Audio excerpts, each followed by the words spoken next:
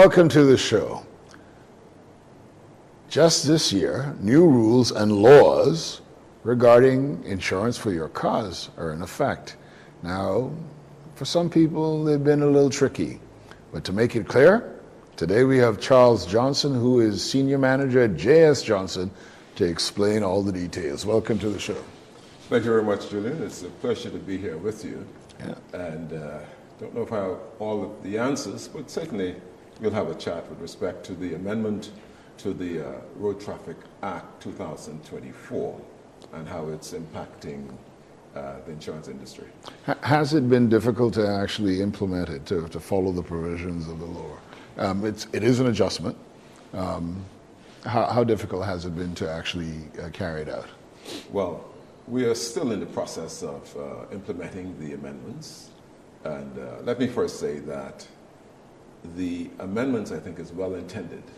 And I think the background of strengthening the Road Traffic Act is to try to address the uninsured vehicles on the street. I mean, there are big numbers of them too, aren't there? Yeah, certainly unreasonable. Mm-hmm. And the danger with that is the innocent persons are exposed to loss and damage by road users who does not have insurance coverage. And it's not just the car, right? Because insurance also takes care of any injury you might get in certain cases. Absolutely. I mean,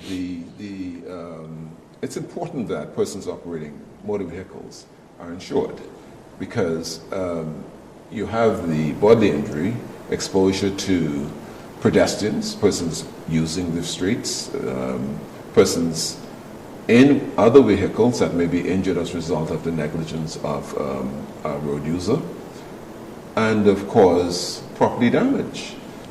Person's property is damaged by road users, and they should be able to recover for the damages that someone is responsible for while operating a vehicle. So, you know, it's a very, very serious thing that persons do have their vehicles insured. I heard a story of an Englishman who's here working for a private company, and he'd only been here for about 3 months, and rear-ended in such a way that his face was really smashed in, and he hospitalized for a while. Yes. So was the driver of the car, who actually had no license, no insurance, and somehow he got up and ran out of the hospital, never to be found again. So this is really trying to stop situations like that.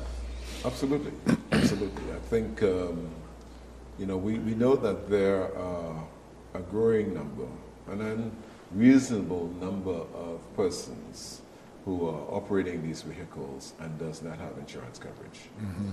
Okay, and medical costs is very expensive. I mean, you know, you break a leg as a result of somebody's fault.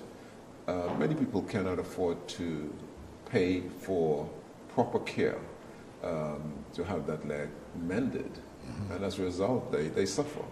So I think it's a responsibility of the government, the road traffic, to ensure that persons have adequate insurance. So the one provision of it says that no policy of insurance may be canceled by an insured person within 6 months from the date of issue, except where the vehicle is covered by the policy of insurance. And there are some exemptions. Yes. Right. Well, let me first say, Julian, you know, an insurance policy, a motor insurance policy, is issued for 1 year. That's commonplace within the industry. Everybody issue insurance policies for 1 year.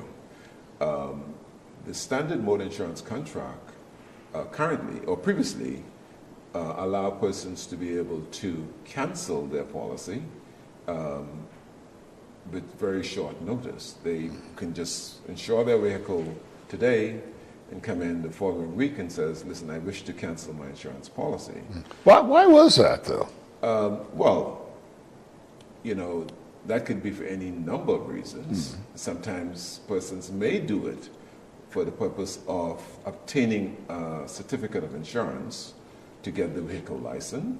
Once the vehicle is licensed, then they go and cancel the policy and get a refund of premium. which means then that they would have paid the insurance equivalent to 2 or 3 weeks of premiums, and they drive the vehicle until it's time to register the vehicle again. And that has absolutely ceased now. That has ceased because the new Act now says to the insurance companies, when you issue an insurance policy, it has to be issued for a period no less than 6 months. Now, of course, as I said earlier, we would normally issue a policy for 12 months to begin with, but it prevents an individual from coming back and canceling the policy for a period less than 6 months. Mm-hmm. So when a policy is issued now, insurance companies would require the individual to pay a premium that will cover at least 6 months of cover. Okay. And that's non-refundable. That is non-refundable, except for the 3 conditions under which the Act permits someone to cancel the policy. And one of those conditions is such that if your vehicle has a mechanical problem where it's regarded as not being repairable, the vehicle is done, it's finished, you can bring proof of that from a qualified mechanic saying that the vehicle cannot be repaired. And on the basis of that, the insurance company will refund a portion of that premium. If you decide to sell the vehicle within the 6-month period, and you bring proof that the ownership of the vehicle has been transferred from you to someone else, mm-hmm. we will accept that as a reason, a plausible reason under the Act to cancel the policy. Or, if you decide to replace your vehicle within the 6-month period, and you show proof of that replacement, okay, while you are canceling one, you are adding another, then of course we will make the adjustment to your premium. Mm-hmm. But outside of that, we are unable to cancel the policy. So we cannot cancel the policy because of non-payment of premium. Mm-hmm.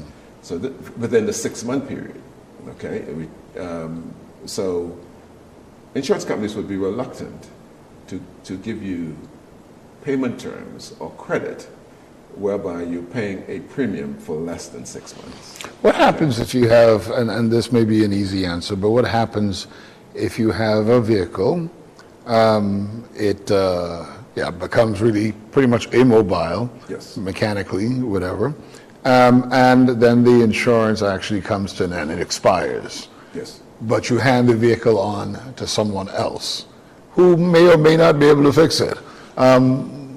Is there any burden on the person that's transferred the car or given the car to someone else? No, I think it's owner beware. I mean, if you're purchasing a vehicle, you want to make sure that that vehicle is roadworthy. Mm-hmm. And quite frankly, you want to probably check with your insurance company to see whether or not it's a type of vehicle, maybe because of the age, mm-hmm. Or the physical condition of the vehicle, whether they will provide insurance coverage on that vehicle. Mm-hmm. If the company decides, okay, fine, we will insure the vehicle, it may be 10 years old, it may be 15 years old, mm-hmm. and a policy is issued, then, of course, the company cannot come back and say, I'm going to cancel this cover after a month because the vehicle is not in mm-hmm. roadworthy condition, mm-hmm. Particularly if they had an opportunity to inspect that vehicle. Now, the thought is that, insurance companies make all kinds of money off these cars, but it would appear to me that you must incur significant losses too, particularly with fraudulent activity. Now, what you described at the beginning wasn't really fraudulent activity, no. But could you give an idea as to how much insurance companies, J.S. Johnson, since that's the one you represent, might lose due to fraudulent activity? Well, we try to guard against any indication of fraudulent claims because we're obligated to our policyholders to ensure that when we insure an individual, when we insure a vehicle or property, that these are items that have been obtained legally and is well intended by the insured or owner of that vehicle to protect it against genuine losses. Having said that, you know, you could find instances where an accident, a traffic accident, may not always be arising from the causes that was reported. Right. Okay, but you know, normally in our investigations, we are able to, in most cases, determine whether or not this is a legitimate claim or it isn't a legitimate claim. You may have heard about cases where people will stage an accident. Does that happen frequently in the Bahamas? I wouldn't say frequently, but we have seen it. We have seen it. We have seen instances where persons appear to have intentionally drove their vehicle into a ditch, or, you know, sometimes when you have heavy flooding, one may be able to determine very well that it is not safe to maneuver their vehicle through a flooded street. But they may take the position that, well, I'm having some issues with this car anyway. So, you know, why not? You know, so, but these are not real issues. And there's a risk to the individual who intentionally tried to damage their vehicle, because it may come out in our investigations and we will not pay for the claim. Are there circumstances where you do see fraudulent activity that you actually get to report it, or do you report it to the police? We will report it to the police because it's an offense where an insured seek to defraud an insurance company. That's a very serious thing. So the process we would go through in obtaining the circumstances surrounding the incident in and of itself embodies the circumstances that may confirm that this loss was not legitimate. You know, so we will pull information from different areas, and when it all comes together, it doesn't make sense. I got And you. they say, you know what, we need to get the police involved. Good. Yes. Now, getting back to the new act, how is the public responding to it? I think initially, when the act came into effect, there is one section of the act that I think we still need to address, and that is requiring policyholders to take a motor policy to expire in their birth month. Okay, that in and of itself it's okay, but what happens when you require someone to take up an insurance policy that has to be in effect for at least 6 months, and at the same time the policy must expire during their birth month? It can get a little tricky. Yes, it will require, in the initial phase, it will require an individual to possibly purchase a policy for a period in excess of A year. And that can be a little overbearing financially for an individual, if you follow what I'm saying. No, So, absolutely, yeah. At the moment, if your birth month is April, but your insurance comes due today, and you are required to have an insurance policy For for at 6 least months. 6 months, then it means that if we are required to have that policy expiring in your birth month, we would have to issue your policy from today to expire in April of 2026. Yeah, so that's that extra 3 months. Right. Yeah, cost. So it means that you would be paying a premium initially for 15 months. Now, next year, April, You go back to the- revert back to the 12-month period as you would have in the past. Have you heard, have you had clients who are complaining about that at this time yet? Have you had a situation like that yet? I think there has been a lot of concerns raised in the industry as well, and we, looking at methods of addressing it. Now, I can say that from all account, I think the Road Traffic Department appear not to enforce or will not proceed with the birth month expiration. And once the Act is amended, it has to be amended because the Act as it stands requires that you adhere to the expiration of the policy in the birth month of the individual. So we're working with it, I think so far so good, but it needs to be addressed. And I'm not sure if there's a law to it, but is there a policy to this? I'm veering off a little bit now. People get older, they want to drive, may not drive as often or as frequently or as far as they do, Yes. but they still want to drive and they want to drive legally. Absolutely. Is there a legal limit, an age limit for insuring drivers?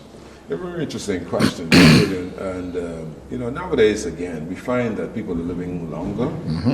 They want to maintain their level of independence. And public transportation is not the most efficient. We don't have that available as well. And frankly, there are a lot more Bahamians who are quite capable of driving at an older age. Absolutely. One of the benefits of maintaining your insurance with the same company, particularly as you get older, is because they have a track record of your claims history and your ability for handling a vehicle on the street safely. Most companies, and it's a standard procedure, would ask persons once they hit a certain age, and usually that's say 65, 70. Which is young. Yeah, well, it is young, but to simply provide a medical report periodically, and that can be, in some instances, every other year, depending on the nature of their wellness, from a medical report indicating that they are safe, are capable of operating a vehicle. A lot of times it has to do with their ability to see. Right. Okay. So that'd be an optician and maybe a general practitioner too. Yes, or if they have a medical ailment that may subject them to, say, losing consciousness while driving, that may be an issue. Okay, but we have clients on our books well into their 80s. Okay. They've been able to show that they are quite proficient and able to operate a vehicle safely, But if you're coming to us for the first time at the age of 80, That's then a it is little less bit likely. And I say that reservedly as well because we do have retired persons, foreign people as well, who may be changing residence from their place of residence to the Bahamas, and where they are coming from, they have insurance, and they are here in the Bahamas, and they are healthy. They have proof of that, and sometimes there is reason to give consideration to it. Yeah. That's interesting. Yes. What do you think that Bahamians should know generally now about motor insurance and how they should go about the whole process of being insured? Yes. Well, like I said, the consciousness of the road traffic department and the insurance industry is to encourage persons, all road users, all motor vehicle owners, to insure their vehicle.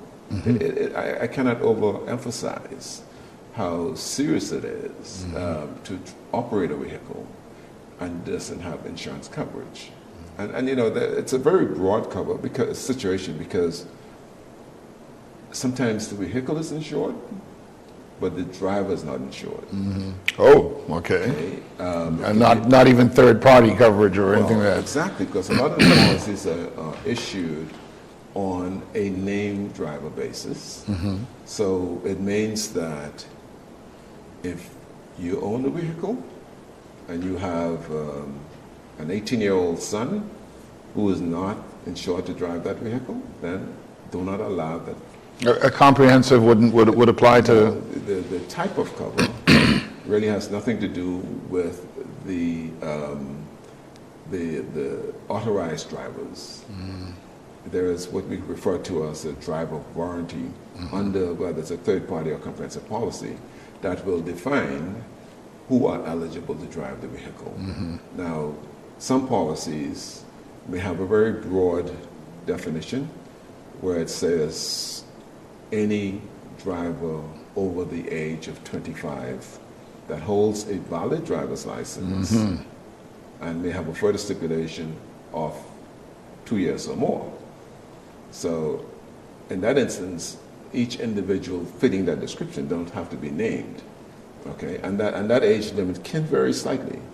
It may be any driver 21 years and older, but you'd have to familiarize yourself with the driver warranty under your policy to ensure that if you're loaning your vehicle to a friend who's visiting town, that warranty would automatically cover them. Otherwise, you need to call your insurance company and says, listen, I need to have John added to my policy. And you can do that for a temporary purpose? You can do it for temporary situation. Really? Yes. Okay, Yes. good. We're going to have to take a quick little break and come back with more. We're talking with Charles Johnson from J.S. Johnson. He's a senior manager there, and we're talking about motor insurance. Stay with us.